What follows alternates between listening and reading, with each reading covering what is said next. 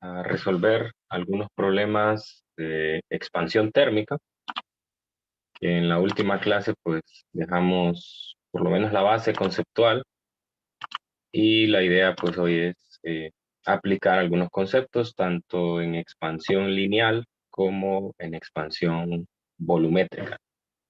Hay algunos problemas interesantes, pues la gran mayoría que pueden encontrar en el texto son de expansión lineal, pero vamos a revisar un par de normalmente los más interesantes son aquellos en los que se combinan tanto expansión lineal como volumétrica, y pues eso hace que el problema sea un poco más desafiante. Bueno, entonces vamos a empezar. eh,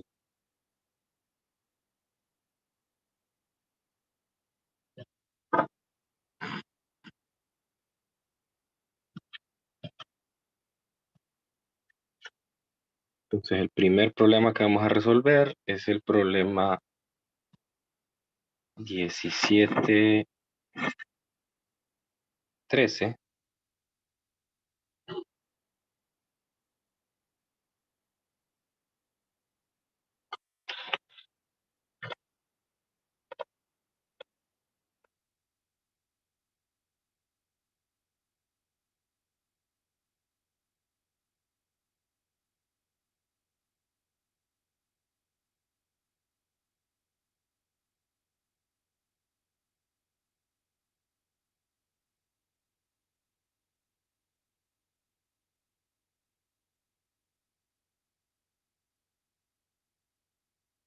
Este es un problema de expansión lineal.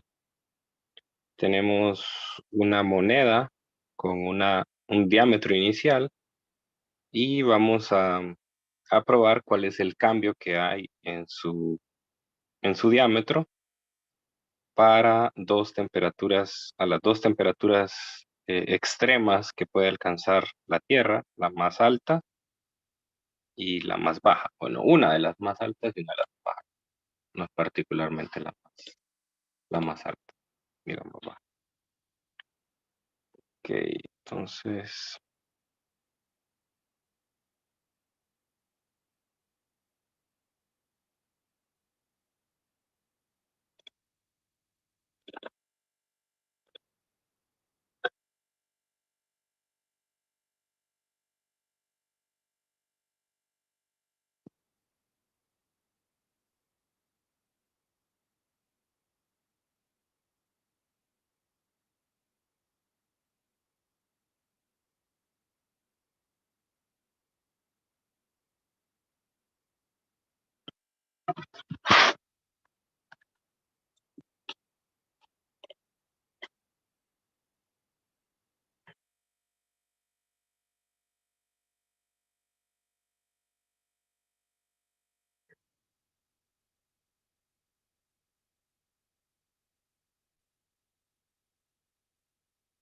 muy bien, me dice que un centavo de dólar tiene 1.9 mil centímetros de diámetro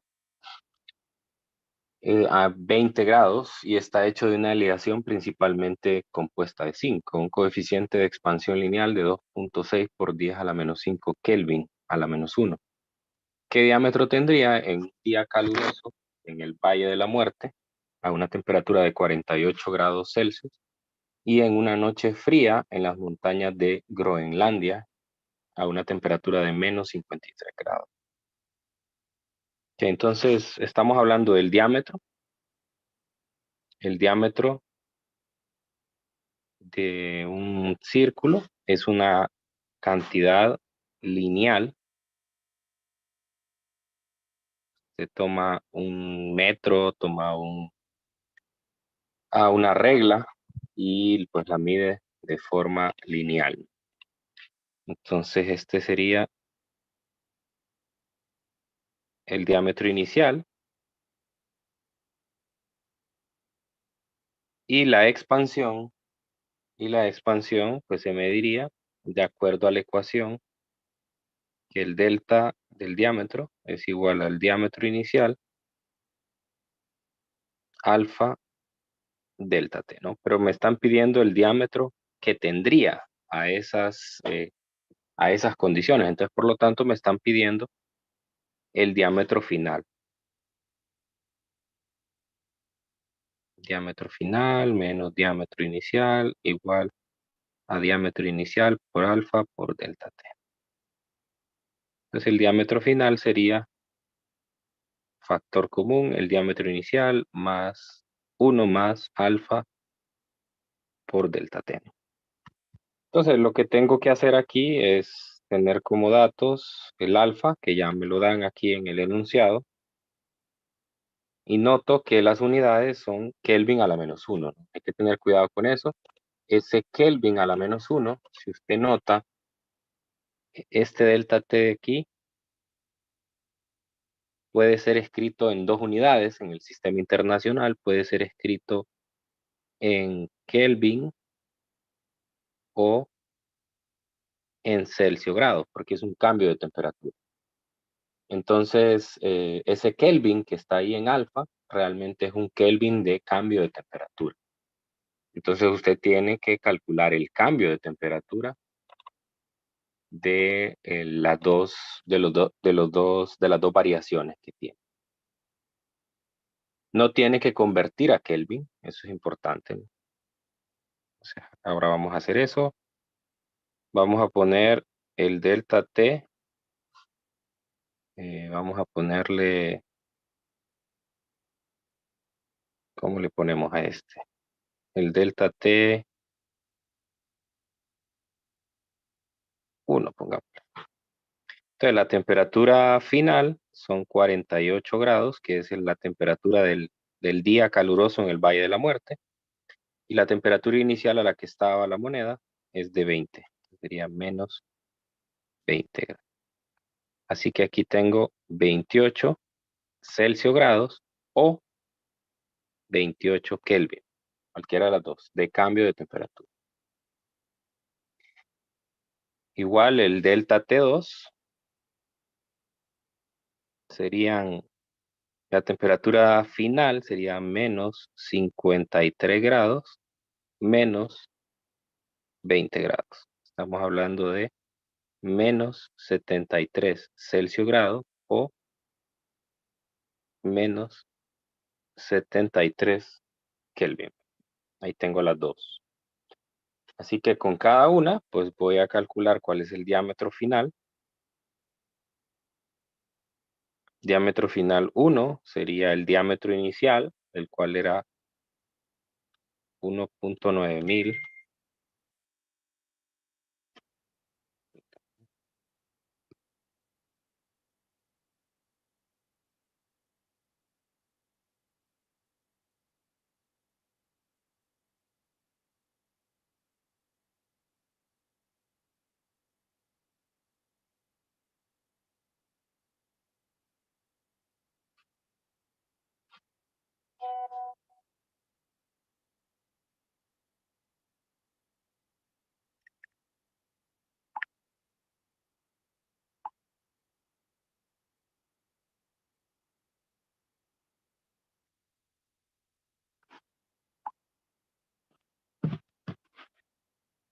Ok, 1.9 mil centímetros por 1 más alfa, en este caso 2.6 por 10 a la menos 5 Kelvin a la menos 1. Entonces, aquí es donde les menciono que no se vayan a confundir y pensar que como aparece Kelvin aquí, entonces ustedes tienen que convertir las dos temperaturas a Kelvin y luego restarlas. No, no es necesario hacer eso porque en clase vimos que un Kelvin de cambio de temperatura es igual a un Celsius grado en la escala Celsius, ¿no? Entonces, aquí usted puede poner 28 Celsius grado o 28 Kelvin y sin problema pues lo puede cancelar. Y entonces las unidades que quedan son centímetros. Lo mismo con el otro diámetro final. Diámetro final 2 sería 1.9000. 1 más 2.6 por 10 a la menos 5. Y aquí sería menos 73 Kelvin.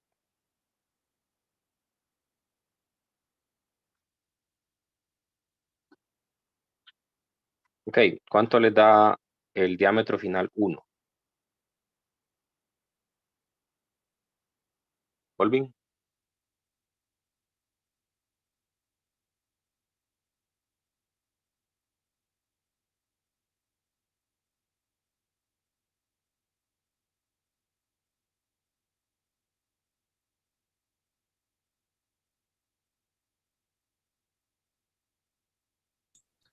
Me da 1.90.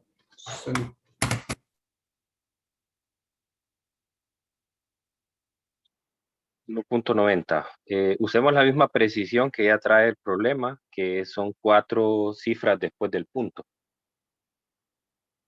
¿Cuánto sería? 1.90 y después 14. 14. 14 centímetros. Aquí tengo la primera respuesta.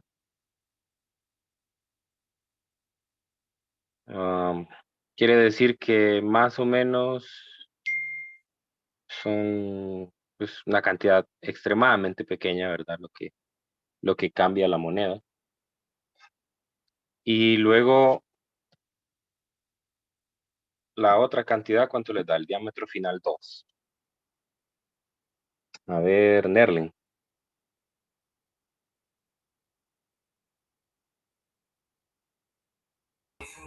1.8964. Correcto. 1.8964 centímetros. Ahí estamos, ¿no? Entonces, vean la variación, a pesar de que las temperaturas son extremas, eh, pues no varía mucho el diámetro, es prácticamente imperceptible. Y bueno, eso también tiene que ver con el material con el que están hechos, ¿no? Se busca un material particularmente que tenga propiedades que no lo hagan cambiar, ¿no? Por ejemplo, eso podría ser problemático en las máquinas que son tragamonedas. Las máquinas tragamonedas aceptan monedas de acuerdo a su diámetro, ¿no? Entonces usted podría enfriarlas o calentarlas para cambiar su diámetro y así pues tratar de burlar a este tipo de máquinas. Entonces por eso están hechas de este material. Bueno, esto es un problema muy fácil, ¿verdad? Más que todo busco aquí que usted se familiarice con las ecuaciones. Entonces, otra vez la observación, ese Kelvin que aparece aquí en en el coeficiente de dilatación lineal viene producto de un cambio de temperatura, ¿no?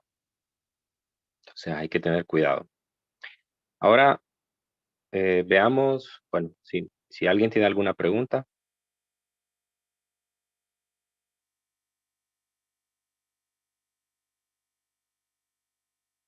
Si no, veamos el problema 20, que es una demostración.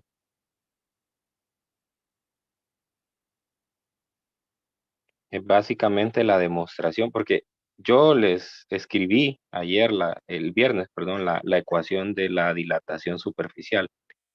Sí, y si se fijan, el libro de texto no la presenta, sino que lo deja como un problema, se lo deja el problema 1720 de esa demostración. Es particularmente esta, la segunda, la expansión superficial. Entonces, lo que yo voy a hacer en este problema es demostrar esta ecuación. Demostrar que a partir de una expansión lineal se puede llegar a la expansión superficial. Es decir, extendiendo el concepto de que una superficie, pues básicamente está compuesta, o un área está compuesta por una fórmula en la cual están involucradas dos cantidades que se miden de forma lineal. Por ejemplo, si usted quiere calcular el área de un cuadrado, entonces lo que hace es multiplicar la anchura y la altura. Y la anchura y la altura son cantidades lineales. Por lo tanto, participan de esa manera.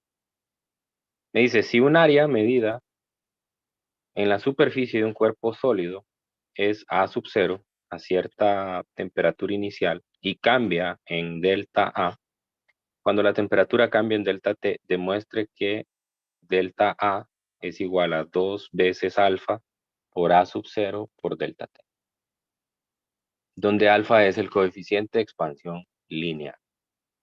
Bueno, en este caso, tendríamos nosotros que agarrar un libro de estos de álgebra.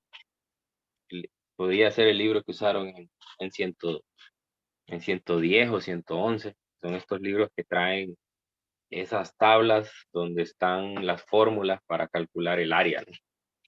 Y entonces uno se daría cuenta, siguiendo cierto patrón, creo que tengo un libro aquí a mano, solamente para referencia voy a poner algunas de esas fórmulas. Por ejemplo, si quiero calcular el área de un triángulo, voy a poner aquí algunos ejemplos. El área de un triángulo es un medio de la base por la altura. El área de un rectángulo es L por W, o sea, la anchura por la altura. El área de un paralelogramo es base por altura.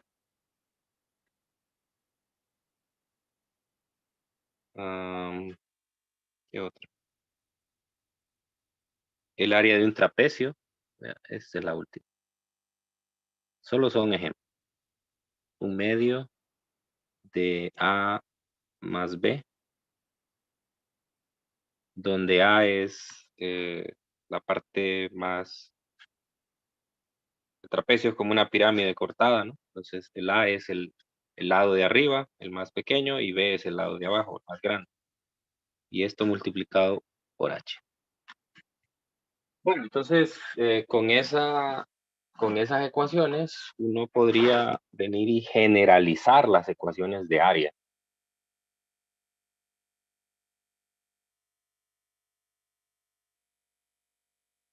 Generalizando, entonces yo podría decir que el área es igual a una constante, que le voy a llamar A, multiplicada por un lado 1, multiplicado por un lado 2. Donde A, en el caso del triángulo, sería un medio, L1 sería la base y L2 sería la altura. En el caso del rectángulo, A sería 1, L1 sería L, L2 sería W. En el caso del paralelogramo, A sería 1, B sería L1, H sería L2. Y en el trapecio, A sería un medio, L1 sería A más B y L2 sería H. Es una generalización. Donde A, entonces este A de aquí depende de la forma de la superficie. Pero es una constante, ¿no? Eso sí, en eso estamos claros. Y L1 y L2 pues serán algunos lados que están definidos en esa superficie. Bueno, entonces voy a proceder a calcular el área inicial, es decir, a la temperatura inicial. Entonces yo voy a tener que el área sub 0 o el área inicial va a ser igual a A multiplicada por L1 sub 0, o sea, el L1 inicial, por el L2 inicial. Entonces, nosotros sabemos que después de someterlo a un delta T, entonces lo que va a pasar con L1 y L2 es que van a tener una longitud 1 final, que es la longitud 1 inicial por 1 más alfa por delta T. Y lo mismo para L2. El L2 final será el L1 inicial, el L2 inicial, por 1 más alfa por el delta t. O sea, cada uno de los lados va a variar de acuerdo a una expansión lineal. Y entonces, si yo quiero calcular el área final, pues a la temperatura final, el área siempre se va a seguir calculando por la misma fórmula. A por L1 por L2. Entonces tendría yo aquí A por L1, que es el L1 final, por L2, que será el L2 final. Entonces tendría A por L1 inicial, L2 inicial, por 1 más alfa, por delta T al cuadrado. Al cuadrado. Bueno, entonces, si se fijan, tengo un binomio elevado al cuadrado, entonces voy a usar el teorema del binomio para expandirlo.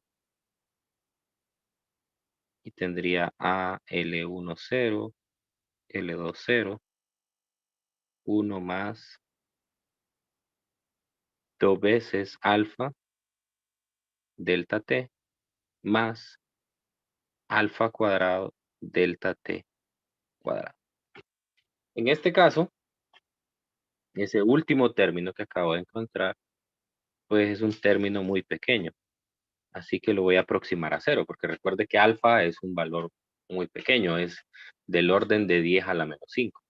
Y si yo lo elevo al cuadrado, entonces todavía va a quedar más pequeño. Entonces podemos despreciar ese último término en la expansión y me queda que el área final es A L1, L2, 1 más 2 veces alfa delta T. Pero, ¿qué es esto que está multiplicando al paréntesis? Perdón, aquí me faltaron los ceros. ¿Qué es eso? ¿Qué es A por L1 0 por L2 0? Área inicial. Es el área inicial, correcto. Igual al área inicial. Entonces ahí llego a la fórmula que precisamente estaba buscando, ¿no? Que es el área igual al área inicial, 1 más 2 veces alfa delta t. Y si lo quiero escribir en forma de un delta, pues entonces tengo que multiplicar el área inicial por el 1 y por 2 alfa delta t y mandar a restar el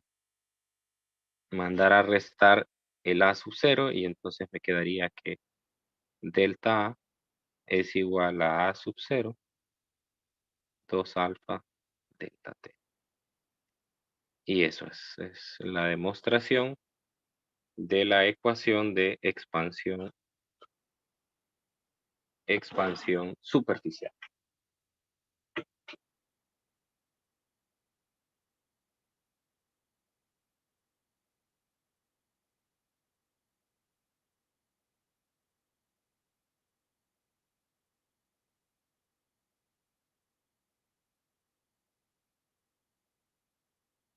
¿Alguna pregunta?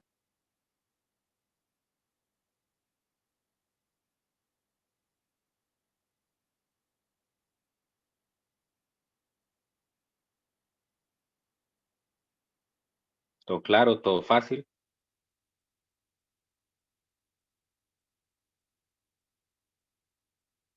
De momento todo bien. Bueno. Entonces vamos a hacer un último problema para cerrar este tema. Ah, no, tiene un inciso B, ¿no? Si mal no recuerdo. Sí, hay un inciso B.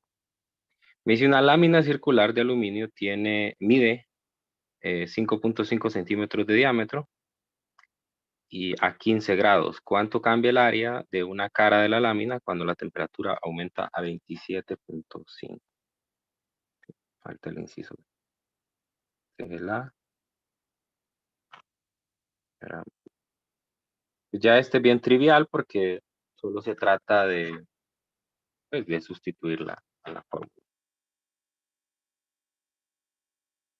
Entonces quiero calcular el cambio en el área. El cambio en el área, como acabamos de escribir, es 2 veces alfa por el área inicial por delta T. Pero copio 2 veces alfa y el área inicial, si la placa es circular, entonces es pi por radio inicial al cuadrado por delta T. Pero yo lo que tengo no es el radio, sino el diámetro. Entonces, tengo que pasar el radio a diámetro. Sería pi por diámetro inicial al cuadrado sobre 4 por delta T. Y simplificando esto, me quedaría pi alfa, diámetro inicial al cuadrado, delta T sobre 2. Y bueno, ahora solo sustituimos. Sería pi por el alfa, que es 2.4, me lo da el enunciado, por 10 a la menos 5, Kelvin a la menos 1. Y me dice que el cambio de temperatura aumenta a 27, ¿no? Entonces son de 15 a 27, son 12.5 Celsius grados o Kelvin. 12.5 Kelvin. Ver este alfa, no, el diámetro, uy, me faltó aquí el diámetro. El diámetro es 55 centímetros al cuadrado. Y aquí 12.5 Kelvin.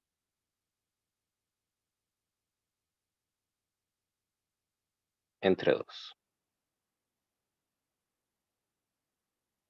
¿Cuánto da eso?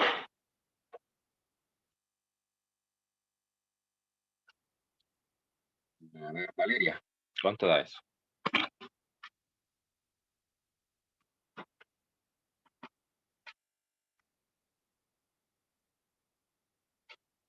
Ahí me da 1.4255.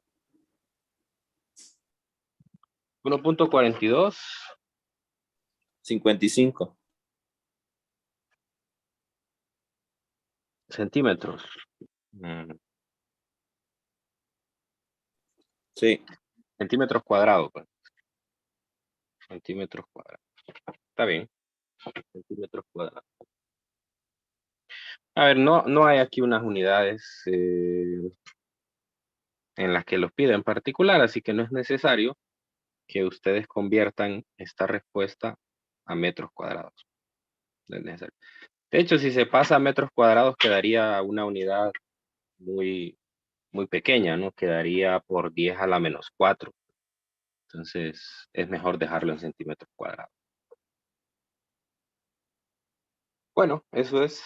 No sé si hay alguna duda, alguna pregunta en este ejercicio, en este inciso B.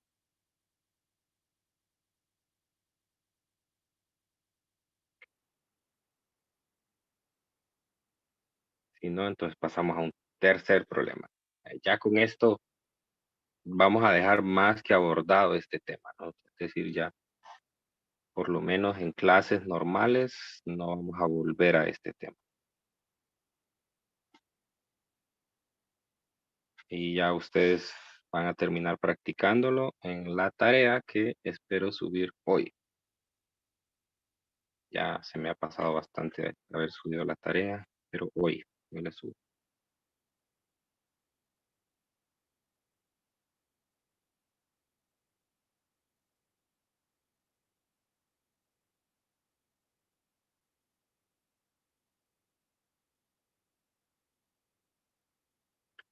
Ok, me dice el problema que tengo un matraz de vidrio con un volumen de 1000 centímetros cúbicos a 0 grados. Se llena al tope con mercurio a esta temperatura. Cuando el frasco y el mercurio se calientan a 55, se derraman 8.95 centímetros cúbicos de mercurio. Si el coeficiente de expansión volumétrica del mercurio es de 18 por 10 a la menos 5 Kelvin a la menos 1, calcule el coeficiente de expansión volumétrica del vidrio. A ver, si ustedes van a la tabla de coeficientes, van a ver que en el caso del vidrio les aparece un rango de coeficientes, no les aparece único. Porque el vidrio se puede fabricar con diferentes mezclas. El vidrio realmente es producto de una mezcla de diferentes componentes y de acuerdo a las proporciones que hay de cada uno, entonces ese va a ser el tipo de vidrio que hay. Nosotros conocemos varios tipos de vidrio, el vidrio común, pues, que se utiliza, no sé, para las ventanas, el de los espejos, otro más resistente podría ser el que se utiliza para hornar, que es el Pyrex. Entonces hay diferentes tipos. Entonces aquí lo importante es que usted llegue al rango que aparece en la tabla del libro. Bueno, entonces me dice que el matraz de vidrio con un volumen de 1000 centímetros cúbicos, si no están familiarizados con un matraz, pues un matraz es un instrumento de laboratorio que sirve para poder contener un fluido. Entonces, estos matraces normalmente pues ya tienen una capacidad definida y pues más o menos la forma del matraz, bueno, hay de diferentes tipos, ¿no? Pero la forma del matraz podríamos hacerla como esta.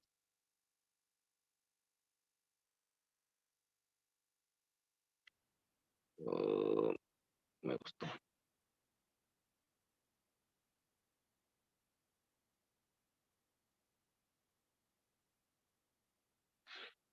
Entonces, pues el matraz, el volumen que tiene es el volumen de 1000 centímetros cúbicos. El vidrio es muy delgado, entonces podemos decir que el volumen inicial del matraz pues es el volumen inicial de líquido que puede contener. Entonces esto es a 0 grados. La temperatura inicial es a 0 grados.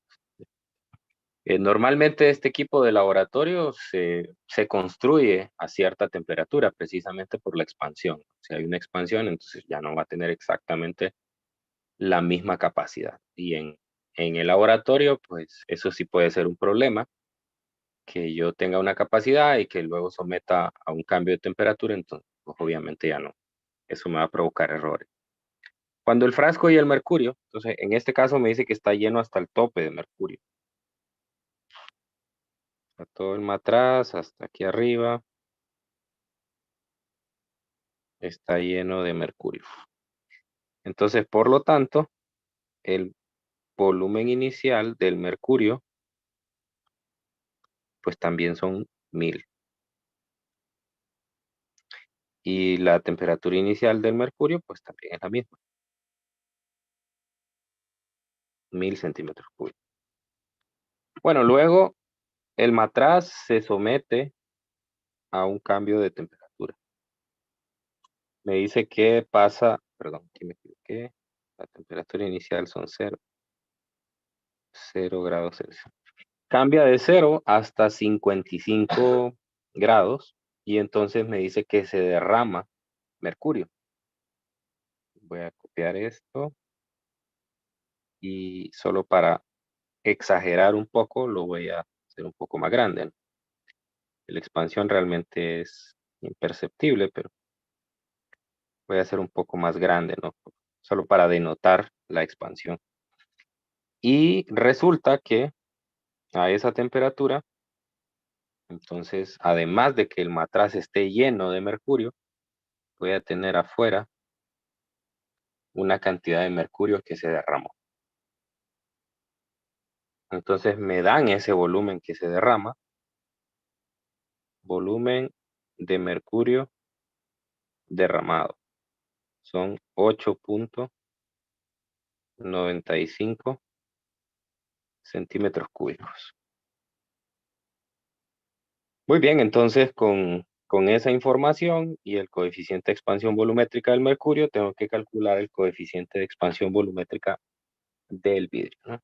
Y la clave está en ese último dato que anoté, que es el volumen de fluido derramado, ¿no? Entonces, aquí lo que se nota con la descripción del enunciado es que quien se expande más es el mercurio, y eso uno lo puede verificar en una tabla de coeficientes. Igual, incluso cuando haga el cálculo al final, el coeficiente de dilatación del vidrio tiene que ser mayor que el del mercurio, perdón, el del mercurio tiene que ser mayor que el del vidrio para que éste se expanda más. Entonces, ese volumen extra que se expandió el mercurio es ese excedente que tiene afuera. Entonces, por lo tanto, uno puede decir que si se resta el cambio en el volumen que sufrió el mercurio, menos el cambio en el volumen que sufrió el vidrio, entonces eso tiene que ser igual a ese volumen derramado de 8.95 centímetros cúbicos. Y ahí está la clave para resolver el problema. Es plantear esa ecuación. Y planteando esa ecuación, entonces yo puedo despejar para el coeficiente del vidrio, ¿no? Entonces repito, el enunciado me dice a mí que se derrama un volumen de mercurio. Entonces eso quiere decir que no se expanden a la misma tasa, porque al inicio tenían el mismo volumen. Entonces se expande más el mercurio y por lo tanto hay un volumen extra que ya no puede ocupar el contenedor y pues es el que se derrama. Si yo resto los cambios en volumen que sufrieron ambos, si los dos se expandieran igual, entonces esta diferencia en los delta B sería 0. Pero como uno se expande más que el otro, entonces hay un valor numérico. Bueno, yo sé que el delta B del mercurio sería, como es un líquido, sería el volumen inicial del mercurio más el beta del mercurio, que se me lo dan ya en el problema, un delta T del mercurio menos un volumen inicial del vidrio, un beta para el vidrio, que es lo que ando buscando, y un delta T del vidrio. Y esto es igual a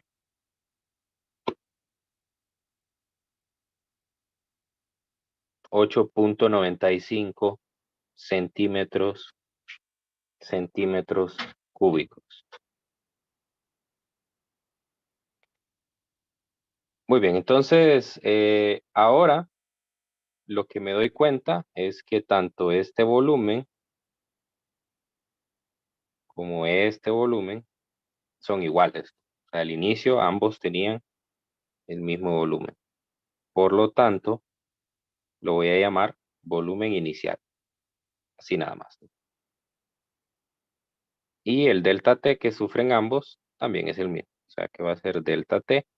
Y ese delta T de una vez lo calculo. La temperatura final es 53 grados Celsius menos 0. Eso es 53 Celsius grados o 53 Kelvin. Muy bien. Entonces ahora simplifico la ecuación. Me fijo que hay dos cantidades que son factor común. Entonces la voy a factorizar. Y solamente me quedaría aquí la diferencia de los betas. Igual a 8.95 centímetros cúbicos, ¿no? Entonces ahora lo único que tengo que hacer es despejar para el beta del vidrio. Entonces el beta del vidrio sería el beta del mercurio menos 8.95 centímetros cúbicos entre el volumen inicial y delta T.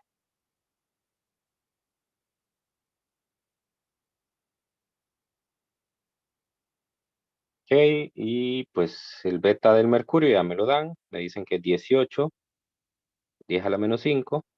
Un recordatorio es que el beta que resulte tiene que ser más pequeño que este. Si no, entonces tengo mal planteado el problema. Menos 8.95 centímetros cúbicos entre el volumen inicial, que son 1000 centímetros cúbicos, por el delta T, que son 53 Kelvin.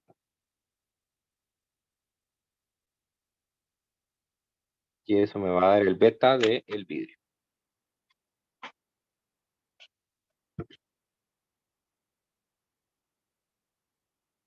A ver, Hailin, ayúdeme con ese cálculo.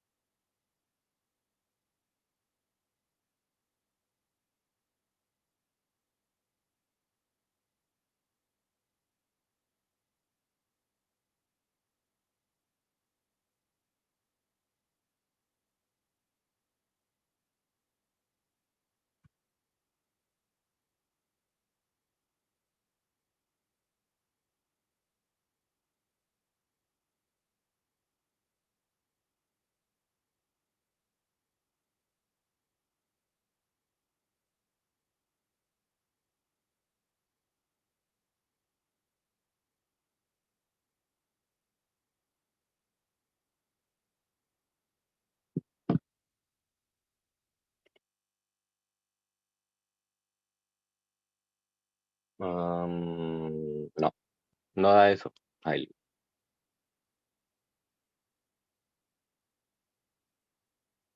Carlos, ¿usted le da?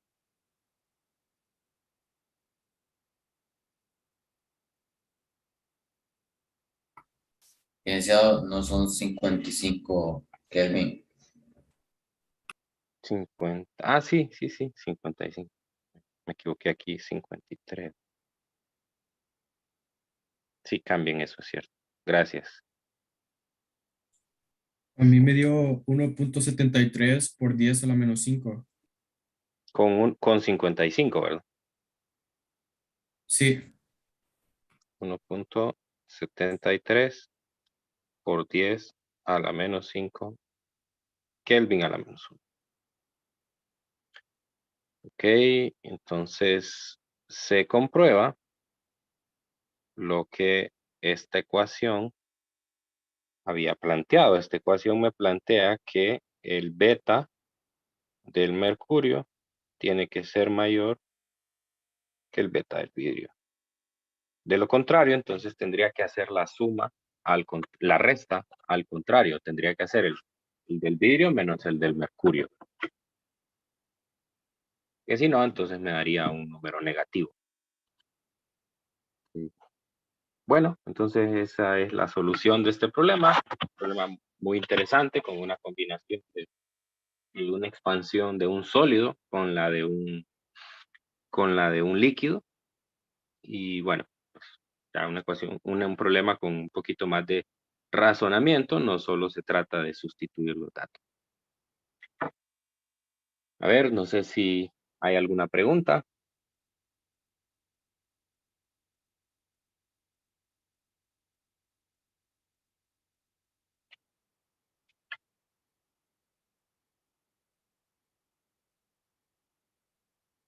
Bueno, parece que estamos bien.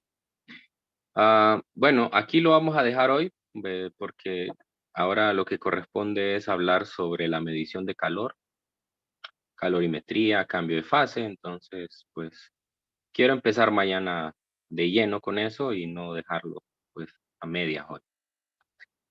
Entonces, pendientes, hoy les voy a avisar en el grupo cuando ya estén subidas las actividades, como les puse el aviso ahí en el canal de Telegram.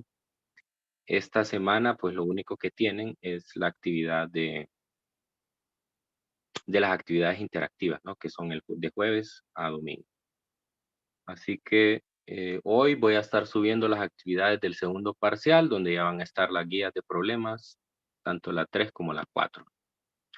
Yo voy a definir ahí una fecha intermedia para la guía 2 y pues como siempre la guía 3 y la guía 4, igual que en el primer parcial, va a quedar para el día del examen. ese día sí creo que lo vamos a poner un poco más tarde la entrega porque pues como el examen es presencial, entonces ustedes tienen que movilizarse a la universidad y pues, entiendo que algunos están un poco retirados y eso podría ser, podría impedirles subir la tarea a tiempo. La voy a poner hasta la noche. Pero bueno, esos y otros avisos van a ir ahí en el grupo. Listo, entonces nos vemos mañana. Que tengan un feliz día. Cualquier pregunta me la pueden escribir. Cuídense mucho. Muchas gracias, licenciado. Muchas Gracias, gracias. Lick. Hasta luego. Gracias, Lick. Va a salir.